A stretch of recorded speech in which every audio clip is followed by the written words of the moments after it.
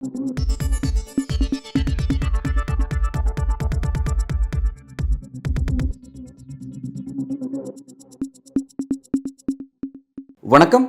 காங்கிரஸ் கட்சியின் செய்தி தொடர்பாளர் திரு இனியன் ராபர்ட் அவர்கள்தான் இன்றைய நமது அரசியல் பேசும் சிறப்பு விருந்தினர். சார் வணக்கம். வணக்கம் சார். பிரதமர் மோடி வெளிப்படையாக தன்னோட வெறுப்பு பிரச்சாரத்தை முன் வச்சு இதன் மூலமாக தான் தன்னுடைய வெற்றி அறுவடை பண்ண முடியும்னு நம்புறாரு. அப்படின்னா அந்த அளவுக்கான ஒரு வெறுப்பு பிரச்சாரத்தை மக்கள் ஏற்றுக்கிட்டு வாக்களிப்பாங்கிற அளவுக்கு கிரவுண்ட் ரியாலிட்டி இருக்குது. அப்படின்னா இந்த கிரவுண்டு ஏன் இவ்வளோ மோசமாக இருக்குது அப்படின்னா அது காரணம் முக்கியமான பொறுப்பு காங்கிரஸுக்கு இருக்குது. ஏன்னா கடந்த காலத்தில் நீங்கள் நீண்ட காலம் ஆட்சி செஞ்ச பகுதியில் இருக்குது எல்லாமே. அப்படி இருந்த இடத்துல மக்களுக்கு தேவையான அந்த கல்வி உணர்வு, அந்த கல்வியினுடைய அடிப்படை விஷயத்தை சரியாக கொண்டு போய் சேர்க்கலையா காங்கிரஸ்? ஏன் இப்படி ஒருத்தர் வெறுப்பு பிரச்சாரத்தை வைக்கிறது மூலமாக நாட்டினுடைய முக்கியமான பதவியில் இருக்கக்கூடிய பிரதமரே வெறுப்பு பிரச்சாரத்து மூலமாக தன்னோட அறுவடை சாத்தியமாகும், அது மக்கள் நமக்கு வாக்களிச்சிடணும்னு நம்புறாருன்னா கிரவுண்டு ஏன் இந்த அளவுக்கு மோசமாக இருக்குது? ஏன் காங்கிரஸ் இந்த அளவுக்கு கிரவுண்டை லூஸாக விட்டுச்சு? இல்லை, உங்களுக்கு வட இந்தியாவும் தென்னிந்தியாவும் பார்த்தோன்னா 100 ஆண்டுகள் என்ன 200 ஆண்டுகளுக்கு முன்னாடியே கல்வி தென்னிந்தியாவுக்கு வந்துருச்சு. குறிப்பாக கடலோர பகுதிகளில் கல்வி வந்து விட்டது. அதனுடைய நீட்சி உங்களுக்கு தென்னிந்தியா ஒரு என்லைட்டண்டாகவே 100 வருடத்துக்கு முன்னாடி ஆயிடுச்சு. ஆனால் வட இந்தியாவில் அந்த மாதிரியான ஒரு வாய்ப்பு ஏற்படாததுனால உங்களுக்கு சுதந்திர இந்தியாவுக்கு பிறகு தான் கல்வி கொண்டு போகிறதுக்கான தேவை வந்தது. அதை காங்கிரஸ் கட்சி நல்லா பண்ணியிருக்கோம். இந்த 70 ஆண்டுகளில் எந்த அளவு கொண்டு போக முடியுமோ அதை நான் கொண்டு போயிருக்கோம். இதுதான் வட இந்தியாவுக்கான வாய்ப்பு. 70 இயர்ஸ் தான். ஆனால் தென்னிந்தியாவுக்கு 200 வருஷம் வாய்ப்பு இருக்குது, கல்வி சார்ந்த வாய்ப்பு இருக்குது. அப்போ அந்த அடிப்படையில் உங்களுக்கு இங்கே வட இந்தியாவில் இத்தனை ஆண்டுகள் இருந்தாலும் கூட உங்களுக்கு இந்தியா என்கிற நாடு அல்லது அதோட அரசியலமைப்பு சட்டம் ரொம்ப ஈஸியாக கிடச்சிருச்சு. இப்போ நீங்கள் ஃப்ரான்ஸ்லேயோ இங்கிலாந்துலேயோ ரஷ்யாவிலேயோ அமெரிக்காவிலேயோ அரசியலமைப்பு சட்டம் என்பது புரட்சியின் மூலமாக, இன்னும் சொல்ல போனோன்னா பல மக்கள் போராட்டம் நடத்தி ரத்தம் சிந்தி கிடைத்த ஒன்றை நம்ம நாட்டில் ஈஸியாக அல்வா மாதிரி கொடுத்துட்டு போயிட்டாங்க. சரி, என்ன சார் சாதாரண சொல்லுங்கள். ஆமாம், இப்போ சுதந்திர எந்த போராட்டமும் இந்தியா இல்லை, சுதந்திர போராட்டம் நடந்தது. ஆனால் கான்ஸ்டியூஷனுக்கு போராட்டத்தை நான் சொல்கிறேன். அரசியலமைப்பு சட்டத்துக்கான போராட்டம். பிரெஞ்சு புரட்சியில் சமத்துவம், சுதந்திரம், சகோதரம் பேசுகிறாங்களே, லிபர்ட்டி, ஈக்குவாலிட்டி, ஃப்ரெட்டர்னிட்டி பேசுகிறாங்களே, அது மிகப்பெரிய ஒரு இதில் விஷயம். அது அந்த மாதிரியான விஷயம் இல்லாமல் நமக்கு ரொம்ப ஈஸியாக சட்டம் கிடச்சிருச்சு, கான்ஸ்டியூஷன் கிடச்சிருச்சு. சுதந்திர போராட்டம் நடந்தது, நான் மறுக்கல. ஆனால் அதுக்கும் சட்டத்துக்குமான பெரிய ஒரு கேப் இருந்தது. அதனால இந்த இந்தியா நாட்டில் உங்களுக்கு இதனுடைய விளிமியங்கள், அம்பேத்கர் அதான் சொல்லியிருந்தார். இங்கே கான்ஸ்டியூஷனல் மொராலிட்டி, அரசியலமைப்பினுடைய விளிமியங்கள் உங்களுக்கு இந்த கலாச்சார விளிமியங்களை விட முற்போக்காக இருக்கணும்னு சொல்லியிருக்காரு. ஆனால் இந்தியாவில் நிலவுகிறது ஒரு கலாச்சார விளிமியம் தான் அதிகமாக இருக்குது. அது எப்பவுமே உங்களுக்கு எல்லா நாட்டிலையும் இருக்கும், இந்தியாவில் அதில் அதிகமாக இருக்குது. அதில் அரசியலமைப்பு சார்ந்த விளிமியங்கள் உருவாகிறதுக்கு காலம் தேவைப்படும். அந்த காலத்துக்கு நம்ம நெருங்கிட்டோம் நான் நினைக்கிறேன். இத்தனை ஆண்டு காலம் அதனுடைய பாதையில் நம்ம சிக்கி தவிச்சுக்கிட்டு இருந்தோம். இப்போ நம்ம அதை நோக்கி நகர்ந்துக்கிட்டு இருக்கோம் நான் பார்க்குறேன். அந்த அடிப்படையில் உங்களுக்கு இந்த தேர்தலில் யூபி பீகாரில் மிகப்பெரிய மாற்றம் நடந்திருக்குது. நீங்கள் அதை தான் பார்க்க போகிறீங்க. நீங்கள் யூபி பீகாரினுடைய அனைத்து கோரிக்கைகளும் 3 விஷயம்தான்: கல்வி, வேலைவாய்ப்பு, சாதி வரி கணக்கெடுப்பு. இதை 3 தவிர யூபியில் அங்கே பேசுறதுக்கு எந்த நரேட்டிவுமே கிடையாது. இது 3த்தையும் பிஜேபி இத்தனை ஆண்டு காலம் செஞ்சிருக்கானா? நிச்சயமா இல்லை. காங்கிரஸ் கட்சி ஆட்சியில் இருந்த வரைக்கும் பிஜேபி 10 ஆண்டு காலமான கேள்வி மேலே 15 வருஷம் மேலே இருந்திருக்காங்க. காங்கிரஸ் இருந்த வரைக்கும் யூபியோட டேட்டா எடுத்து பாருங்க. 91 வரைக்கும் பீகார், 92 வரைக்கும் பீகாரினுடைய யூபியினுடைய டேட்டா எடுத்து பாருங்க. நான் சொல்றது 1992 வரைக்கும் எடுத்து டேட்டா எடுத்து பாருங்க. அப்போ தமிழ்நாட்டுக்கும் பீகாருக்குமான பெரிய வேறுபாடு கிடையாது.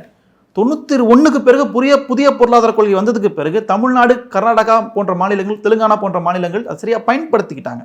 வட இந்தியா பின்னாடி போயிருச்சு. அதன் பிறகு மதவாதம் தலை தூக்கி விட்டது 92 பாபர் மசூதி இடிப்புக்கு பிறகு. அப்போ அதன் பிறகு தென் மாநிலங்கள் வேகமாக வளர்ந்தது, வட மாநிலங்கள் இன்னும் பின்னாடி போச்சு. அதனுடைய விளைவு தான் இன்னைக்கு இப்படி இருக்கிறது. ஏற்கனவே தென்னிந்திய கல்வியில் சிறந்த ஒரு மாநிலமாக இருந்தது. ப்ளஸ் இந்த புதிய பொருளாதார கொள்கையில் அந்த வாய்ப்புகளை பயன்படுத்திக்கிட்டோம். அவங்க ரெண்டுமே இல்லாததுனால பின்தங்கி இருக்கிறாங்க. அதனால் மூட பழக்கங்கள், அங்கே மதவாதம்லாம் இன்னும் தலை தூங்கி இருக்கிறது. அதை நாங்கள் கொஞ்சமாக காங்கிரஸ் தலைவர் ராகுல் காந்தி பேசுகிறாரு, கூட்டம் வருது. அப்போ கல்வி, வேலைவாய்ப்பு, சாதி வரி கணக்கெடுப்பு தான் மக்களின் தேவையாக இருக்குது. இவங்க என்ன சொல்கிறாங்க? நாங்கள் பாத்ரூம் கக்கூசரி கொடுத்தோம், பாத்ரூம் பண்ணி கொடுத்தோம் அப்படின்னு ஏதாவது கதை சொல்கிறாங்க. அதெல்லாம் ஓரளவுக்கு தாக்கத்தை பெரிய ஏற்படுத்தினாலும் பெரிய அளவில் உங்களுக்கு கல்வி, வேலைவாய்ப்பு, சாதி வரி கணக்கெடுப்பு தான் எதிர்காலத்தினுடைய தொலைநோக்கு பார்வையினுடைய கதைகளாக இருக்குது. அப்போ அதனால் நிச்சயமாக அங்கே ஒரு பெரிய டர்ன் ஓவருக்கு தான் போகுது. வட மாநிலங்களில் கல்வியினுடைய தேவையை இந்த அளவுக்கு உணர்ந்துட்டாங்களா மக்கள்? இப்போ இந்த காலகட்டத்தில் உணர்ந்துட்டாங்களா? ஆமாம். உங்களுக்கு அதுக்கு ஒரு முக்கியமான காரணம் உங்களுக்கு சினிமாவில் 1000 குற்றச்சாட்டு இருந்தாலும் சினிமா காண்பிக்கின்ற விஷயங்கள் ஒரு நவீன காலத்தை காண்பிக்கிறது. தென்னிந்தியாவில் எப்படி இருக்குது, வட இந்தியா எப்படி இருக்குது, அங்கேருந்து இங்கே வேலை செய்யக்கூடிய தொழிலாளர்கள் இங்கேருந்து அங்கே போய் சொல்லுவாங்கள்ல, தென்னிந்தியா வளர்ந்துருக்கிறது. அப்போது அதுக்கான காரணம் இங்கே கல்வி, பகுத்தறிவு, இங்கே முன்னேற்றம் நடந்திருக்கிறது அப்படின்ற அந்த புரிதல். அப்போ இங்கே ஏன் பிஜேபி ஜெயிக்க மாட்டேங்குது, அங்கே ஏன் பிஜேபி ஜெயிக்குதுன்ற ஒரு அடிப்படை அறிவு சாமானிய மக்களுக்கு இது புரியும்ல. அதனால் அங்கே போய் கல்விதான் தேவை அப்படின்ற ஒரு நிலைக்கு வந்துட்டாங்க. அப்போ ரெண்டாவது அங்கே ஹிந்தி வழி கல்வி தான். யூபியில் இருக்கிற 95 விழுக்காடு பள்ளிக்கூடங்களில் ஹிந்தி வழி தான் சொல்லித்தராங்க. ஆங்கில பள்ளி 5% தான் இருக்கும். அதையும் 5% ஆங்கிலம் படிக்கிறது யாருன்னா அங்கே இருக்கிற உயர் சாதி தான் படிக்கிறாங்க. அப்போ ஆங்கில வழி கல்வி படித்து நான் கார்பரேட் கம்பெனியில் மேனேஜராகவோ பேங்க்கில் மேனேஜராகவோ அரசு போட்டித் தேர்வோ எழுதுறது மறுபடியும் அந்த உயர் சாதி தான். அப்போ அங்கே கூட ஓபிசி எஸ்சிஎஸ்டி மக்களுக்கான கார்பரேட் கம்பெனிகளில் பெரிய பதவிகளுக்கு போகிறதுக்கோ அல்லது மேனேஜ்மெண்ட் சைடோ இல்லை வந்து அரசு போட்டித் தேர்வுகளை வெற்றி பெறுவதற்கான வாய்ப்புகள் குறைவாக இருக்குது. அப்போ கல்வியை நீங்கள் நவீனமயமாக்கணுன்றது அங்கே தேவையாக இருக்குது. இது எல்லாத்தையுமே வந்து காங்கிரஸ் கட்சி உற்று நோக்குகிறது. புதிய கல்விக் கொள்கையில் மாற்றம்னு சொல்கிறது அங்கே தான். ஏன்னா இவங்க திருப்பி என்ன பண்ணுறாங்கன்னா சமஸ்கிருதத்தில் நுழைக்க பார்க்குறாங்க. ஹிந்தி படி, சமஸ்கிருதம் படி, ஆனால் ஆங்கிலம் படிச்சிடாது. அப்போ ஆங்கில மொழியினுடைய தேவையை குறைப்பதற்கான காரணமே இவங்களுக்கு உலக விளியமைகளே வரக்கூடாது, உலக பார்வையே இருக்கக்கூடாதுன்றதுக்கு தான் ஆங்கிலம் படிக்கிறது, சமஸ்கிருதம் படின்னு சொல்கிறது. ஓகே, பாஜக வந்து ஏன் வந்து கல்வி எந்த லாங்குவேஜில் இருக்கணும் அப்படிங்கிறத முடிவு பண்ணுது அப்படிங்கிறத புரிஞ்சிக்க முடியுது. இப்போ வந்து வட மாநிலம் ரொம்ப முக்கியமான விஷயம் வந்து அங்கே 3 கோரிக்கை உருவாயிருக்கு. கல்வி, வேலைவாய்ப்பு, சாதிவாரி இடஒதுக்கீடு அப்படிங்கிற விஷயத்தை நீங்கள் குறிப்பிடுறீங்க. இந்த சாதிவாரி இடஒதுக்கீடு விஷயத்தை தான் பாஜக வந்து அப்படியே முற்றிலும் அதுக்கு மாறான நிலைப்பாடு எடுக்கிறாங்கிறத நம்ம பார்க்குறோம். கிரவுண்டில் அப்படி தான் இருக்குதுங்கிறத புரிஞ்சுக்கிறோம். இடபிள்யூஸை பாதுகாக்கணும்னு நினைக்கிறாங்க. அதாவது 10% இடபிள்யூஸை பாதுகாக்கணும்னு நினைக்கிற பாஜக சாதிவாரி மக்கள் தொகை கணக்கெடுப்புக்கோ அதன் ரீதியான பங்கீடுக்கோ எதிராக இருக்குங்கிறத புரிஞ்சிக்க முடியுது. பட் இதனால் பெரிய அளவில் பாதிக்கப்படக்கூடியது யாருன்னா, அவங்க யார் தங்களோட பெரிய வாக்கு வங்கின்னு சொல்கிறாங்க, இந்து மக்கள் தான் வந்து இதனால் பாதிக்கப்படுறாங்க. எப்படி அந்த மக்களுக்கே மிகப்பெரிய பாதிப்பை உண்டாக்கிட்டு அந்த மக்களோட முழுமையான அந்த நன்மதிப்பை பெற்றுக்கிட்டு எப்படி அவங்களால ஆட்சி அமைக்க முடியும்? களம் எப்படி வந்து அவங்களுக்கு சாதகமாக இருக்குது? இல்லை, அதுதான் அவங்களுக்கு பேக் ஃபயராக இருக்குது. அதுதான் ஆரம்பத்திலே சொன்னார். 2014 மோடி தான் ஒரு ஓபிசி பிரதிநிதின்னு சொன்னார். நான் ஆட்சிக்கு வந்தேன்னா காங்கிரஸ் கட்சி எடுத்த சாதிவாரி கணக்கெடுப்பு டேட்டாவை ரிலீஸ் பண்ணுவேன்னு சொன்னார். ஆனால் 2019 பண்ணலை, இத்தனை ஆண்டுகள் பண்ணவே இல்லை. அப்போ அதுக்கு பேக் ஃபயர் களத்தில். அதனால தான் இவங்க என்ன பண்ணுறாங்கன்னா அதை மடைமாற்றம் செய்வதற்கு தான் இஸ்லாமிய இடஒதுக்கீடுன்னு பேசுகிறாங்க. ஓபிசி இடஒதுக்கீடு எடுத்து இஸ்லாமியர் கொடுத்துருவோம்னு சொல்கிறதுக்கான காரணம் நாங்கள் செட் பண்ண நரேட்டிவ்க்கு அவங்க கவுண்டர் நரேட்டிவ் செட் பண்ணி அவர் எஸ்சி எஸ்டி இடஒதுக்கீடு கொண்டு தான் அங்கே கொடுப்போம்னு சொல்கிறாரு. ஆமாம், எல்லாத்தையும் சொல்கிறாரு. என்னெல்லாம் ஒரு மாநிலத்தில் ஒன்று சொல்கிறாங்க சார்.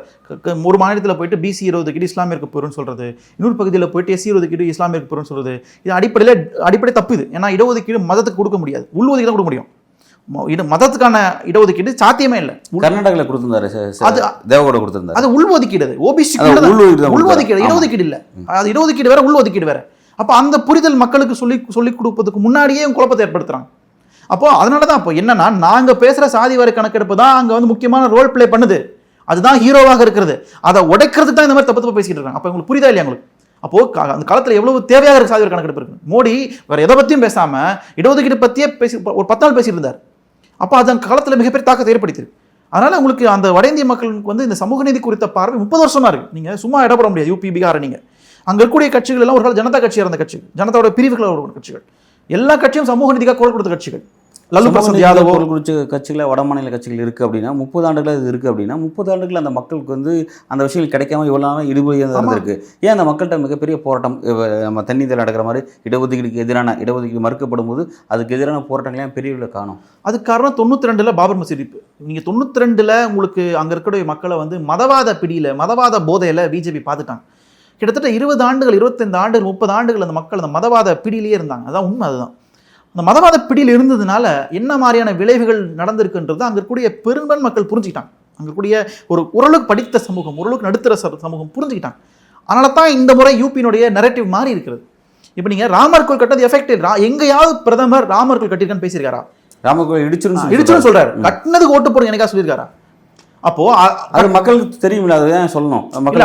சொல்லணும்ல, நீங்க இடிச்சிருவாங்கன்னு நீங்க சொல்றீங்க, கட்டினது நான் தான் சொல்றாங்க. அவங்களுடைய இந்த 10 ஆண்டுகள் ஆட்சியில் என்ன சாதனை கேட்கும்போது 370 ரத்து, ராமர் கோயில் கட்டினது, யூசிசி அப்படின்லாம் சொல்றாங்க. நீங்க என்ன சொல்லணும்? பிரதமர் மோடி, நான் ஆட்சிக்கு வந்தேன்னா நான் வந்து கிருஷ்ணர் கோயில் கட்டுவேன், இதுல மதுரால ஹேமந்த பிஸ்வா சொல்லியிருக்காரு. பிரதமர் சொல்ல மாட்டேங்கிறாருல்ல. ஹேமந்த் பிஸ்வா அவர் வந்து பிஸ்வா சர்மா முன்னாள் காங்கிரஸ்காரர், இங்க அடித்து விரட்டப்பட்டவர். அப்போ அவர் பேசுறது கண்டுக்கூட நம்ம, அவர் ரொம்ப கீழ்த்தரமான நம்பர் அவர் பிஸ்வா சர்மா. உங்களுக்கு இவர் வந்து பிரதமர் மோடி தானே முகமாக இருக்கிறாரு, அவர் ஏன் அங்கே கோயில் கட்டுன்னு சொல்ல மாட்டேங்கிறாரு? அப்போது கோயில் கட்டுகின்ற ஃபேக்டர் ஒர்க் அவுட் ஆகாதனால தான் அதை நிறுத்திட்டாங்க. நான் மதுராவில் கட்டுவேன்னு சொல்லுங்க, நீங்கள் எங்கெல்லாம் உங்களுக்கு தோணுதோ கட்டுன்னு சொல்லுங்க நீங்கள். அப்போ வந்து நீங்கள் அதை பற்றி ஏன் நிறுத்திட்டாருன்னா அதுக்கான ஸ்கோப் இல்லைன்றதுனால தான். அப்போ அதனால தான் ட்ரெண்டை மாற்றி வந்து இப்போ காங்கிரஸ் கட்சியினுடைய அறிக்கையை சுற்றி வராங்க.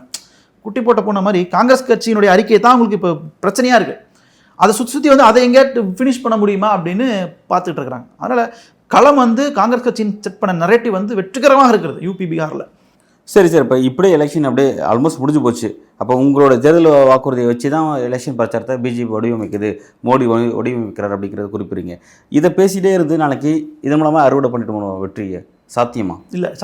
நான் என்ன பண்ண போறேன்ற விஷயத்த சொல்லணும். ஆனால் 10 ஆண்டுகள் ட்ரெயிலர்னு சொல்லிட்டாரு. இனி 5 வருஷம் கொடுத்தா அடுத்த நான் விஷயத்தை செய்யணும்னு சொல்றாரு. கிளியராக மக்கள் மட்டும் எந்த வியூவும் வைக்கல. மக்கள் எதை நம்பி வாக்களிப்பாங்க? அவரோட விருப்ப பிரச்சாரத்தை நம்பி வாக்களிப்பாங்களா? அதாவது இஸ்லாமியர் மீது பயத்தை கொண்டுவிட்டு அந்த பயத்தின் காரணமாக நம்மளை பாதுகாக்கிறதுக்கு மோடி வேணும் அப்படின்னு வாக்களிப்பாங்களா? எப்படி மாறும்? அதுதான் ஒர்க் அவுட் ஆகலை. நான் சொல்லிட்டேன், நீங்கள் 30 வருஷமா அந்த மக்களை வந்து மதவாத பிடியில் வச்சுருந்தீங்க. குறிப்பாக ஓபிசி மக்கள் நிறைய பேர் இதில் இருந்தாங்க. இப்போ அவங்களாம் வெளியில் வந்துட்டாங்க. அது எதுக்கு காரணம்னா, இதுக்கு மேலே இந்த கூட்டத்தோட நம்ம இருந்தோம்னா நம்ம முன்னேற முடியாது. இவங்க வந்து நம்ம பேரை சொல்லி கார்ப்பரேட் கம்பெனி வாழ வச்சுட்டு இருக்கிறாங்க. அதானிக்கு லோன் கொடுக்கறது, கார்ப்பரேட் கம்பெனிகளுக்கு 16 லட்சம் கோடி கடனை தள்ளுபடி பண்ணுறது, இங்கே வந்து பணக்காரன் ஆகிட்டு போகிறான், ஏழை ஆகிட்டு போகிறான் 10 ஆண்டுகள் என்கிற விழிப்புணர்வு வந்துருச்சு. இதுக்கு சாமானிய மக்களுக்கு வந்துடும், இயல்பாக தோணும்.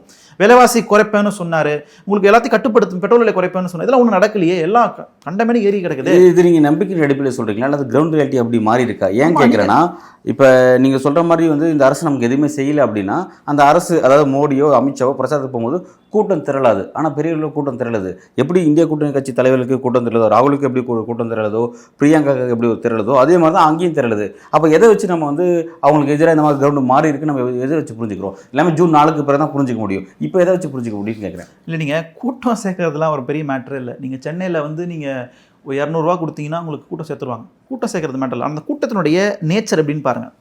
மோடி போறாருன்னா மோடி பேசுகின்ற மேடைக்கும் மக்களுக்கும் எப்படி ஒரு 20 மீட்டர் தூரம் இருக்குது. இவர் மைக்கில் நின்று பேசுகிறாரு, மக்கள் கேட்குறாங்க, கை தட்டுறாங்க, அப்படியே போயிடுறாங்க. அதுவும் முதல் வரிசையில் இருக்கவங்க தான் கட்சிக்காரங்க, மீதி எல்லாம் பேடு கூட்டம், காசு கொடுத்து கூட்டம். ஆனால் ராகுல் காந்தி, அகிலேஷ் யாதவ் யூபியில் போகும்பொழுது மக்கள் கிட்ட வராங்க, கட்டி பிடிக்க வராங்க, செல்ஃபி எடுக்க வராங்க, மேடையை முற்றுகையிடுறாங்க. ஏன் அந்த பிரச்சாரமே நிற்கும் அளவுக்கு அங்கே உருவாயிருக்கு. இதுதான் மக்களுடைய உண்மையான உணர்வு. தேஜஸ்வி யாதவ் கார்லன்னு கையாட்டுறாரு, ஒரு 10,000 பேர் நிற்கிறாங்க ரோட்டில். சாதாரண கையாட்டும் போது 10,000 பேர் மக்கள் உணர்ச்சி வசப்பட்டு கத்துறாங்க. அப்போ மோடியினுடைய பிரச்சார ஸ்டைலுக்கும் இங்கே இந்தியா கூட்டணியுடைய பிரச்சார ஸ்டைலுக்கும் உங்களுக்கு வித்தியாசம் தெரியுது பாருங்க. இப்போ மக்கள் இந்த கூட்டம் அதே மோடிக்கு சப்போர்ட் பண்ணாங்க. இன்னைக்கு அகிலேஷ் யாதவுக்கு எந்த மாதிரியான உணர்வுபூர்வமான ஒரு கூட்டம் வருதோ, இந்த கூட்டம் 2014 மோடி ஆதரிச்சாங்க. மோடிக்கும் இந்த மாதிரி உணர்வுபூர்வமான கூட்டம் உருவாச்சு 2014, 2019. இன்னைக்கு அது இல்லை. இப்போ மோடி அலை இருக்கும் பொழுது இந்த சாமானிய மக்கள் மோடிக்கை ஒரு பெரிய நம்பிக்கை நாயகனாக பார்த்தாங்க, இந்தியாவை காப்பாற்றுவார்னு நினைச்சாங்க. ஆனால் அது இல்லை 10 வருஷம். அதனால இன்னைக்கு அது பேக் ஃபயர் ஆகி இந்த பக்கத்தில் காங்கிரஸ் கட்சியே பரவாயில்ல, காங்கிரஸ் கட்சி ஐக்கிய முற்போக்கு கூட்டணி டாக்டர் மன்மோகன் சிங் அரசு பொற்கால ஆட்சி, நம்ம இன்னைக்கு நல்லா இருந்தோம், ஆனால் மீண்டும் காங்கிரஸே வரட்டும், இந்தியா கூட்டணி ஆட்சிக்கு வரட்டும்னு மக்கள் இந்த பக்கம் உணர்வுபூர்வமாக உணர்ச்சி வசப்பட்டு ராகுல் காந்தியை பார்க்க வராங்க, செல்ஃபி எடுக்க வராங்க, அவர் கையை பிடிக்கிறாங்க, அவர் கட்டி பிடிக்கிறாங்க, அவர் தொட்டு பார்க்கணும்னு ஆசைப்படுறாங்க. இந்த மாதிரி விஷயங்கள் நடக்குது. மக்கள் அங்கேருந்து இங்கே ஷிஃப்ட் ஆனதுக்கான காரணம் கிரவுண்டில் என்ன நடந்திருக்கு? இது 10 வருஷம் ஒன்றும் நடக்கல. 10 வருஷம் நீங்கள் சொல்லிக்கொள்ளும் அளவுக்கு என்ன பெரிய சாதனை இருக்கு? நீங்கள் அது நீங்கள் பிஜேபிக்காரங்க திருப்பி என்ன சொல்றாங்கன்னா, நாங்கள் வந்து அந்த முத்ரா திட்டம் கொண்டு வந்தோன்றாங்க, கக்கூஸ் கட்டி கொடுத்தோன்றாங்க, தண்ணி கொடுத்தோன்றாங்க. இதெல்லாம் ஏற்கனவே இருக்கு சார். கக்கூஸ் கட்டி கொடுத்ததும் தண்ணி கொடுத்ததும் வந்து உண்மையிலே வந்து கக்கூஸ் கட்டினதனுடைய விளைவு என்னன்னு சொல்லி அது சில ஆர்டிகல்ஸ் வந்திருக்கு. பெண்கள் அதிகாலையில் வந்து இது மாதிரி கொல்லப்புறமா போகும்போது அந்த பாதுகாப்பு இல்லை, பெரிய பிரச்சனை பாதிக்கப்பட்டிருக்காங்க. அப்போ அந்த மாதிரியான வந்து கழிவுறை கட்டி கொடுத்ததுங்கிறது மிகப்பெரிய கிராமத்தில் பாஜக சென்று சேர்ந்ததுக்கு, மோடி சென்று சேர்ந்ததுக்கு ஒரு முக்கியமான ரீசன் சொல்றேன். இல்ல, இது நான் எதுக்கு சொல்ல வரேன்னா, இது எதுவுமே பிஜேபி கொண்டு வந்த புதிய திட்டம் அல்ல, புரட்சிகரமான திட்டம்லாம் இல்ல. அதோட எண்ணிக்கை அதிகப்படுத்திருக்காங்க, திட்டத்தை அதிகப்படுத்திருக்காங்க. அந்த எண்ணிக்கை எந்த அரசு தான் அதிகப்படுத்திருப்போம்? நீங்க நிர்மல் ஸ்வச் பாரத் அபியானுக்கு பழைய பேர் நிர்மல் பாரத் அபியான், அது காங்கிரஸ் குடும் திட்டம். அது இவங்க சொல்லி இந்த ஜல் ஜீவன் மிஷனுடைய பழைய பேர் இந்திரா ஆவாஸ் யோஜனா, வீடு கட்டு திட்டத்திலேயே இந்த குடிநீருக்கான திட்டம் அதுக்குள்ள எழுதப்பட்டிருக்கிறது. இந்த மாதிரி ஏற்கனவே இருக்க திட்டத்தை எக்ஸ்டென்ஷன் பண்ணிருக்காங்க, மறுக்கல.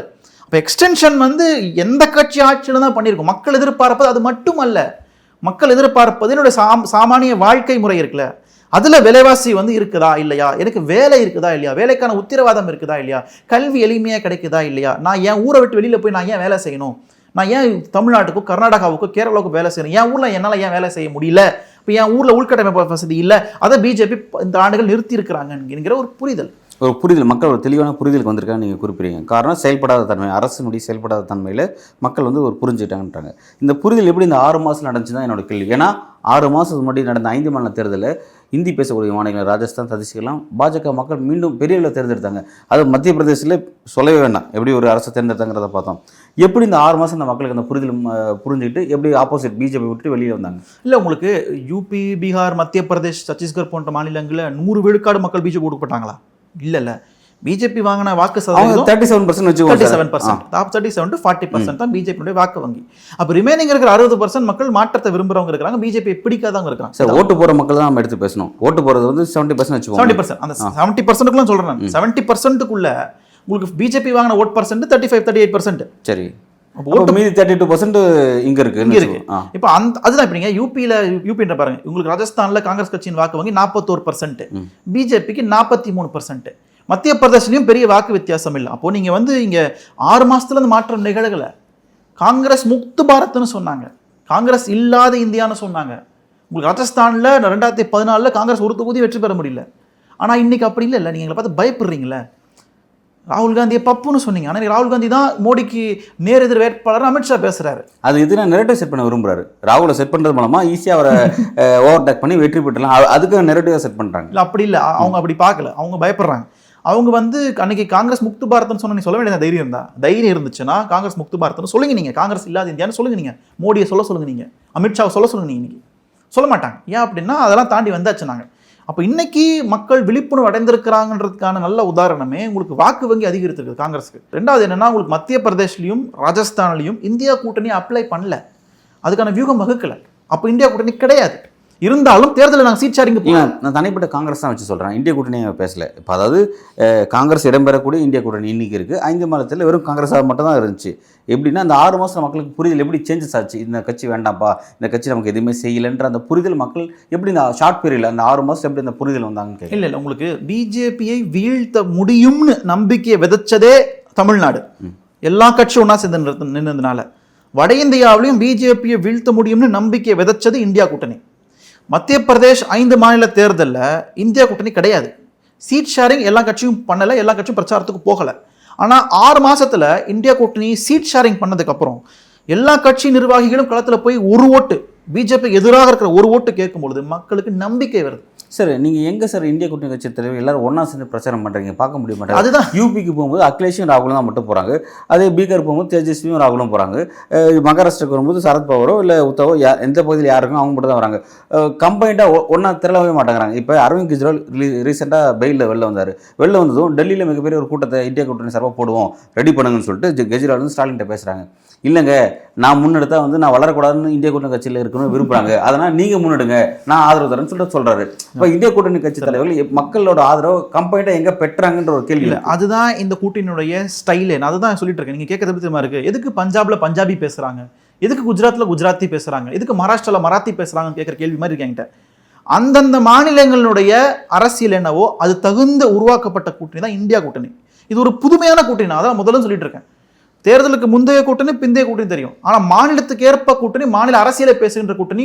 நான் என் ஸ்டேட்டை விட்டு வெளில வரமாட்டேன், உன் ஸ்டேட்டுக்குள்ள அரசியலை நான் வியூகத்தை நான் வகுப்பேன். அதுதான் இந்தியாவின் கூட்டாட்சி, அதுதான் இந்தியாவின் பன்முகத்தன்மைன்னு சொல்லிட்டு இருக்கேன். அதாவது என்னன்னா, உங்களுக்கு எதிராக இருக்க எதிரி ரொம்ப பலம் பொருந்திய எதிரியாக இருக்கா. மோடியோட ஃபேஸ் வந்து என்டையர் இந்தியா ஃபுல்லாகவே அந்த ஃபேஸ் ஒர்க் அவுட் ஆயிருக்கு.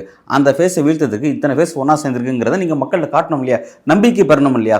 மேடையில் பொது மேடையில் தோன்றி நாங்கள் எல்லாம் ஒன்றா சேர்ந்து நாங்கள் ஆட்சி அமைச்சா இந்த விஷயத்தை செய்ய போகிறோன்றது உங்களோட மேனிஃபெஸ்டோ வெளியிடணும், அதன் சார்பில் நீங்கள் எல்லாரும் ஒன்றா நிற்கணும். இந்த மாதிரி தோற்றத்தை மக்கள் அது நீங்கள் வந்து பாரம்பரியமாக பார்த்தா கூட்டணி நடைமுறை. இந்த முறை அப்படி இல்லை.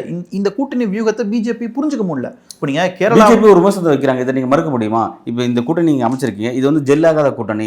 ஒவ்வொருத்தரோட மேனிஃபெஸ்டோ 10 மேனிஃபெஸ்டோ இருக்கு. இந்த 10 மேனிஃபெஸ்டோ எப்படி நாளைக்கு வந்து ஆட்சி அமைச்சா ஒரே மேனிஃபெஸ்டோவோ செயல்பட முடியும்? இப்போ சாதிவாத இடஒதுக்கீடு ராகுல் காந்தி பேசுறாரு, அதை மம்தா பேச மாட்டேங்கிறாங்க. அப்போ அதுல பெரிய பிரச்சனை வரும். சிபிஎம் பேச மாட்டேங்குது அப்படிங்கிற அவங்க கூட்டணி இல்லைன்னா வெளியிலேருந்து ஆதரவு தரேன் இருக்கேன், ஆனால் அதை விட்டு வெளில போல அப்படின்னு சொல்றாங்க. இப்போ சிபிஎம் இருக்கு, சிபிஎம் வந்து எம்எல் இருக்கு. ஒவ்வொருத்தருக்கும் இந்த காமனா எல்லாம் ஒரே விஷயத்தை நாங்கள் வந்தால் இது எல்லாத்தையும் ஒன்றா செய்வோம் அப்படின்னு சொல்லலை. கெஜ்ரிவால் கூட என்ன சொல்றாருன்னா, நாங்கள் இந்த விஷயம்லாம் வச்சிருக்கோம், நாளைக்கு இந்தியா கூட்டணி ஆட்சி அமைச்சா இந்த விஷயத்தை செய்ய நாங்கள் வற்புறுத்துவோம் சொல்கிறத தவிர கான்ஃபிடண்டாக இது எங்கே ஆச்சு நாங்கள் இதை செய்யோன்ற மாதிரி அந்த டோன் வர மாட்டேங்குது. இல்லை, அதுதான் சொன்னேன். நீங்கள் இங்கே முக்கியமான பார்ட்னராக காங்கிரஸ் தான் இருக்குது இந்தியா கூட்டணியில்.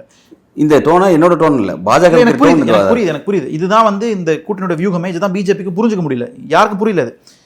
இங்கே முக்கியமான ஒரு பார்ட்னராக காங்கிரஸ் இருக்குது. அப்போ காங்கிரஸ் நாங்கள் என்ன சொல்கிறோன்னா, நாங்கள் இந்த கருத்துக்களுக்கு வலியுறுத்துவோம். நாங்கள் ஆட்சிக்கு வந்தாலும் சரி, கூட்டணி கட்சி யாராவது வந்து ஆட்சிக்கு ஆதரவு கொடுத்து வெளியே வந்தாலும் சரி, நாங்கள் இந்த கருத்தை வலியுறுத்துவோம்னு சொல்கிறோம். இப்போ நம்ம கருத்து, இந்த தேர்தலுக்கு கருத்து பிஜேபிக்கு எதிரான கருத்து. ஏன்னா 2019 தலைவர் ராகுல் காந்தி தேர்தலுக்கு பின்னாடி என்ன சொன்னாருன்னா, ஃபாசிசம்க்கு மாற்று ஃபெடரலிசம், கூட்டாட்சியினர். அவங்க ஃபாசிசம் பேசினா நீங்கள் கூட்டாட்சி பேசுங்கன்னார் காங்கிரஸ் தொண்டர்கள் என்கிட்ட பேசும்போது என்கிட்ட சொன்ன கருத்து இது. அப்போ இந்தியாவில் கூட்டாட்சி தத்துவம் தான் ஃபாசிசத்தை வீழ்த்த முடியும் நம்பிக்கை அப்போ வந்துருச்சு. அதோட நீட்சி தான் இது. அப்போது அகிலேஷ் யாதவ் பீகாருக்கு போகணும்னு அவசியமே இல்லை. முதலமைச்சர் ஸ்டாலின் அவர்கள் வந்து குஜராத்துக்கு போகணும்னு அவசியமே இல்லை. தமிழ்நாட்டில் திமுக காங்கிரஸ் கூட்டணி வெற்றி பெறுதோ அதே மாதிரி யூபியில் வெற்றி பெறும். கடைசியில் ஒன்றா சேர்ந்து நிற்போம் நம்ம. அதுதான் இந்தியாவினுடைய பன்முகத்தன்மை, கூட்டாட்சி, அதுதான் இந்தியாவின் ஜனநாயகம் அப்படின்னு நாங்கள் நம்புகிறோம். அப்படி அது கூட்டணியாக சேர முடியாமல் போச்சுன்னா அது இந்தியா ஜனநாயகத்துக்கே தோல்வியாக முடிஞ்சிடும்.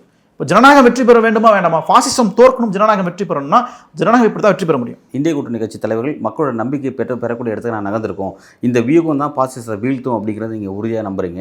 ஆனால் வந்து உங்ககிட்ட இருக்கிற கான்ஃபிடன்ட் லெவல் குறைவாக இருக்குது, பாஜக கிட்ட கான்ஃபிடன்ட் ரொம்ப அதிகமாக இருக்குது. அவர் வந்து திரும்ப வெற்றி நோக்கி நகர்றதோட அந்த விஷயம் வந்து கிளியராக தான் இருக்குது. திரும்பவும் 300 மேலே வராட்டி கூட 272 மெஜாரிட்டியில் பாஜக ஆட்சி அமைக்கும் அப்படிங்கிறத பலரும் முன்வைக்கிறாங்க. அந்த கருத்தை அதை நீங்கள் எப்படி பார்க்குறீங்க? இல்லை அந்த பலர் யாருன்னு நீங்கள் சொல்லணும். ரெண்டாவது அது ஒவ்வொரு கான்ஃபிடென்ஸாக இருக்குது. அரசியல் விமர்சகர்கள் வைக்கிறாங்க, பத்திரிகைகள் வைக்கிறாங்க. நாங்கள் பார்க்குறது ஒன்றே ஒன்று தான். நீங்கள் செஃபாலஜிஸ்ட் இவன் சொன்னாங்க அவங்க சொன்னாங்கன்றதெல்லாம் தாண்டி பிஜேபி சரிவு முகத்தில் இருக்கிறதுக்கான ஒரு நல்ல சான்று, நல்ல உதாரணம் மோடியினுடைய பதற்றமான பேச்சு, அவருடைய உளறல் தான்.